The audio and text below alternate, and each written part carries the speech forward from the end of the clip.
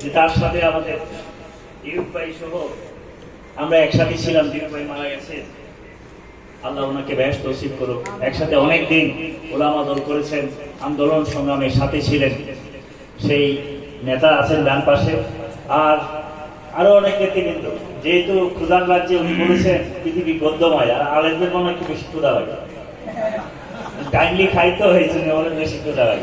আমি জানি না, যাক দেওয়া দেখানো পরে নাই, সুতরাং কথা ইচ্ছা করলে বাড়ানো যাবে না। আমি আসলে আলেমদের কাছে আসলে শহীদ রাষ্ট্রপতি জিয়াউর রহমান অনেক স্বপ্ন নিয়ে জাতীয় উলামা দল গঠন করেছিলেন। উনি বাংলাদেশের মানচিত্রকে জানতেন, উনি বাংলাদেশের চিত্রকে জানতেন, উনি সবসময় সাহসী মানুষ ছিলেন। উনি যদি মুক্তিযুদ্ধে সশস্ত্র বিপ্লবের ঘোষণা না দিতেন তাহলে আজকে বাংলাদেশই স্বাধীন হতো না। সেদিন কোনো কারণে যারা স্বাধীনতার বিরোধিতা করেছিল, এই বিরোধিতাকারীদের বিপক্ষে উনি দাঁড়িয়েছিলেন।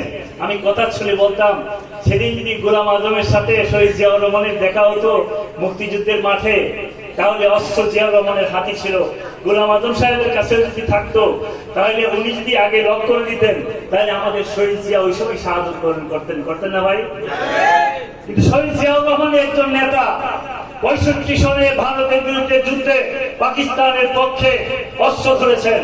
সেই শহীদ জিয়াউর রহমান একজন নেতা পাকিস্তানের বিপক্ষে আবার অস্ত্র ধরে বাংলাদেশকে স্বাধীন করেছেন। উনি ভাবছেন 75-এর পরে বাংলাদেশে উলামাদেরকে সম্মান জানাতে হবে। এই সম্মান জানানোর জন্য বাংলাদেশ জাতীয় উলামা দল গঠন করেছিলেন। আজকে যারা নেতৃবৃন্দ এসেছেন, আপনারা সারা বাংলাদেশে উলামা দল কেমন সেটা আমি জানি না, তবে আমাদের উলামা দল কিশোরগঞ্জে আমাদের যারা নেতৃত্বে আছেন, ছিলেন, থাকবেন, বাংলাদেশের অন্যান্য অনেক জেলার চেয়ে অনেক শক্তিশালী ভাবে উলামা দল এবং আন্দোলন সংগ্রামে আমি যখন বক্তৃতা দেই, আমিও 10.5 বছরের সাজা এখনো আছে, 3 বছর ছেড়ে দিছে, বাট এখনো 7 বছরের মামলাটা রয়ে গেছে, ছাড়ে নাই।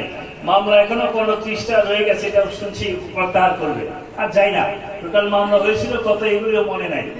আমরা এই আইনাগর বলেন, সেই গোল বলেন, কত ঘুরেছি, কত রিমান্ড ফেস করেছি, কত নির্যাতন সহ্য করেছি, সেটা বললে দিনের পর দিন বলা যাবে। আমি সেই প্রেক্ষাপটে যাব না। সেই সময় এই যে বলছে একটা গায়েবানা জানাজার জন্য, আপনারা বলেন আমরা আলেমদেরকে সম্মান করি না, কতক্ষণ দাঁড়িয়েছিলাম যে একটা আলেম আসবে, গায়েবানা জানাজার ইমামতি করবে, তা আপনাদের সম্মানিত সেটা করেছি। সুতরাং আপনাদেরকে সম্মান সবসময় করি। আপনারা সম্মানটা সঠিকভাবে অনেক সময় নেন না, না নিলে আমরা কি করব?